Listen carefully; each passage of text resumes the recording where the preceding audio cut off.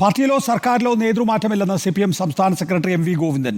പിണറായി ഏറ്റവും പ്രധാനപ്പെട്ട നേതാവാണ്. തുടർഭരണത്തിലേക്ക് നയിക്കാൻ നെടുംതൂണായി നിന്നത് പിണറായി വിജയനാണെന്നും എന്തൊക്കെ തിരുത്തേണ്ടതുണ്ടോ അതൊക്കെ തിരുത്തുമെന്നും MV ഗോവിന്ദൻ വ്യക്തമാക്കി. EP-യുടെ വിവാദ കൂടിക്കാഴ്ച ഗൗരവപൂർവ്വം പരിശോധിക്കുമെന്നും MV ഗോവിന്ദൻ ഒരു ദിനപത്രത്തിന് നൽകിയ അഭിമുഖത്തിൽ വ്യക്തമാക്കി. അതേസമയം കനത്ത തോൽവിയിൽ സർക്കാരിനെതിരെ രൂക്ഷ വിമർശനവുമായി CPM എറണാകുളം ജില്ലാ കമ്മിറ്റിയും രംഗത്തെത്തി. സർക്കാർ പരാജയമാണെന്നും നേതാക്കളുടെ പ്രവൃത്തികൾ ജനങ്ങളെ പാർട്ടിയിൽ നിന്ന് അകറ്റിയെന്നുമാണ് വിമർശനം. ആദ്യം അലമീൻ നമ്മോടൊപ്പം ചേരുന്നു. അലമീൻ, പത്രത്തിന് നൽകിയ അഭിമുഖത്തിൽ MV ഗോവിന്ദൻ എന്തൊക്കെ കാര്യങ്ങളാണ് ചൂണ്ടിക്കാണിക്കുന്നത്?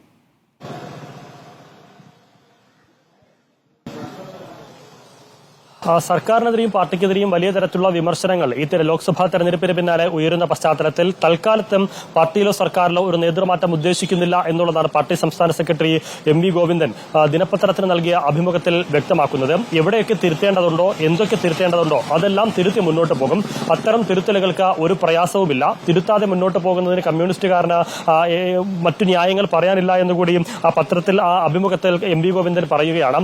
മാറ്റം സംബന്ധിച്ചുള്ള, നേതൃമാറ്റം സംബന്ധിച്ചുള്ള കാര്യങ്ങൾക്ക് പിണറായി വിജയൻ ശക്തനായ നേതാവാണ് എന്നുള്ളതാണ്, പ്രധാനപ്പെട്ട നേതാവാണ് എന്നുള്ളതാണ് ഈ അഭിമുഖത്തിൽ MV ഗോവിന്ദൻ പറയുന്നത്. സംസ്ഥാനത്ത് തുടർഭരണം സാധ്യമാകുന്നതിന് നെടുംതൂണായി പ്രവർത്തിച്ചത് പിണറായി വിജയനാണ്. ഇപ്പോഴും അതേ നിലയിൽ തന്നെയാണ് പിണറായി മുന്നോട്ട് പോകുന്നതെന്ന് കൂടി പറയുകയും ചെയ്യുന്നുണ്ട്. ഒപ്പം സർക്കാരിന്റെ പ്രവർത്തനങ്ങളിൽ ഏതിനൊക്കെ മുൻഗണന കൊടുക്കണം എന്നുള്ള കാര്യം പാർട്ടി തീരുമാനിച്ച് നടപ്പിലാക്കുമെന്നുള്ളൊരു കാര്യം കൂടി അദ്ദേഹം പറയുന്നുണ്ട്. പാർട്ടി മുന്നിൽ നിന്ന് നയിക്കുമെന്നുള്ളതാണ് MV ഗോവിന്ദൻ ഈ അഭിമുഖത്തിൽ ചൂണ്ടിക്കാണിക്കുന്ന മറ്റൊരു ഘടകം. ഒപ്പം ക്ഷേമ പെൻഷൻ ഉൾപ്പെടെയുള്ള കാര്യങ്ങൾ തടയപ്പെടുന്ന, അല്ലെങ്കിൽ അതെല്ലാം കുറച്ചു കാലത്തേക്കെങ്കിലും അതിലൊരു മാറ്റം വന്നിരുന്നു. അത് കൊടുക്കാനാകാത്ത സാഹചര്യം ഉണ്ടായിരുന്നു. അതിനെല്ലാം കേന്ദ്ര നയമാണ് കാരണമായിട്ടുള്ളത്. സർക്കാരിന് അതിലൊന്നും ചെയ്യാനില്ല. അതൊക്കെ ഒരു പക്ഷേ തെരഞ്ഞെടുപ്പിൽ തിരിച്ചടിക്ക് കാരണമായിട്ടുണ്ടാകാം. ഏതായാലും അടിസ്ഥാന ജനവിഭാഗങ്ങളെ ഒപ്പം നിർത്തി മുന്നോട്ട് കൊണ്ടുപോകുന്നതിന് പാർട്ടിയും സർക്കാരും നടപടികൾ സ്വീകരിക്കും, തിരുത്തലുകൾ വരുത്തുമെന്നുള്ളതാണ് MV ഗോവിന്ദൻ ചൂണ്ടിക്കാണിക്കുന്നത്.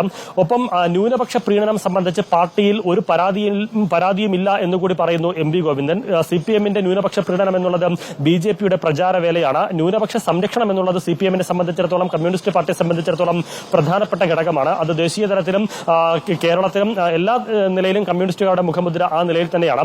UDF ഈ ലോക്സഭാ തെരഞ്ഞെടുപ്പിൽ ഒരു ന്യൂനപക്ഷ വർഗീയ പ്രീണന കക്ഷിയായി മാറി, മുന്നണിയായി മാറി എന്നുകൂടി കുറ്റപ്പെടുത്തുകയാണ്. SDP-യുടെയും അതുപോലെ തന്നെ വെൽഫെയർ പാർട്ടിയുടെയും ജമാഅത്തെ ഇസ്ലാമിയുടെയും ഉൾപ്പെടെയുള്ള സംഘടനകളുടെ, മുസ്ലിം ലീഗിന്റെ ഉൾപ്പെടെയുള്ള സംഘടനകളുടെ കീഴിൽ ഒരു ന്യൂനപക്ഷ വർഗീയ പ്രീണന കക്ഷിയായി UDF മാറിയെന്നുകൂടി MV ഗോവിന്ദൻ പറയുന്നു. അതിനോടൊപ്പം എടുത്തു പറയുന്ന മറ്റൊരു ഘടകം, ഈ തെരഞ്ഞെടുപ്പിൽ ഏതെങ്കിലും തരത്തിൽ ഒരു തിരിച്ചടി EP ജയരാജൻ പ്രകാശ് ജാവദേക്കറെ കണ്ടത്, BJP നേതാക്കളെ കണ്ടത് കാരണമായിട്ടുണ്ടോ എന്ന ചോദ്യത്തിന് MV ഗോവിന്ദൻ പറയുന്നത് EP ജയരാജന്റെ BJP നേതാക്കളുമായുള്ള കൂടിക്കാഴ്ച ഗൗരവപൂർവ്വം പരിശോധിക്കുമെന്നുകൂടി MV ഗോവിന്ദൻ പറയുകയാണ്. നേരത്തെ ഈ വിവാദം ഉയർന്നു വന്നപ്പോൾ ഇതുമായി ബന്ധപ്പെട്ട് EP ജയരാജനെ സംരക്ഷിച്ചുകൊണ്ടായിരുന്നു പാർട്ടി സെക്രട്ടറി ഉൾപ്പെടെ സംസാരിച്ചതും നിയമ നടപടിക്ക് പാർട്ടി തന്നെ പച്ചക്കൊടി കാണിക്കുകയുമായിരുന്നു EP ജയരാജന്.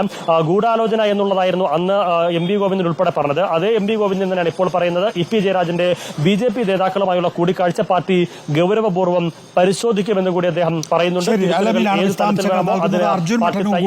നമ്മോടൊപ്പം അർജുൻ, എനിക്ക് തോന്നുന്നത് ജില്ലാ കമ്മിറ്റികളിലെല്ലാം തന്നെയും നിശ്ചിത വിമർശനം ഉയർന്നുണ്ട്. കഴിഞ്ഞ ദിവസം പത്തനംതിട്ടയിൽ നിന്ന് അത്തരത്തിലുള്ള വാർത്തകൾ കഴിഞ്ഞു, ആലപ്പുഴയിൽ നിന്ന് അത്തരത്തിലുള്ള വാർത്തകൾ വരുന്നു. എല്ലാ ജില്ലാ കമ്മിറ്റികളിലും നിശ്ചിത വിമർശനമുണ്ട്. എറണാകുളം ജില്ലാ കമ്മിറ്റിയിൽ പ്രധാനമായും വിമർശനം ഊന്നുന്നത് ഏതൊക്കെ കാര്യങ്ങളിലാണ്? നികേഷ് കുമാർ, തിരഞ്ഞെടുപ്പ് ഫലം വിലയിരുത്താൻ വേണ്ടി ചേർന്ന ജില്ലാ നേതൃയോഗങ്ങളിലാണ് ഇത്തരത്തിൽ വലിയ തോതിലുള്ള വിമർശനം ഉയർന്നത്. കഴിഞ്ഞ ദിവസം എറണാകുളം ജില്ലാ സെക്രട്ടേറിയറ്റ് യോഗം ചേർന്നിരുന്നു. അതിന് പിന്നാലെ ഇന്നലെയും ഇന്നുമായി ജില്ലാ കമ്മിറ്റി യോഗങ്ങൾ പുരോഗമിക്കുകയാണ്. ഇന്നലെ ജില്ലാ കമ്മിറ്റി യോഗത്തിലാണ് ഇത്തരത്തിൽ ഈ തിരഞ്ഞെടുപ്പ് തോൽവിയുമായി ബന്ധപ്പെട്ട് സർക്കാരിനെതിരെ പ്രധാനമായും വിമർശനം ഉയർന്നത്. സർക്കാർ പരാജയമാണ് എന്നാണ് ഈ ജില്ലാ കമ്മിറ്റിയിൽ ഉയർന്ന പ്രധാനപ്പെട്ട വിമർശനം. അതോടൊപ്പം തന്നെ നേതാക്കളുടെ പ്രവൃത്തി അത് ജനങ്ങളെ പാർട്ടിയിൽ നിന്ന് അകറ്റി എന്ന വിമർശനവും ഉയർന്നിട്ടുണ്ട്.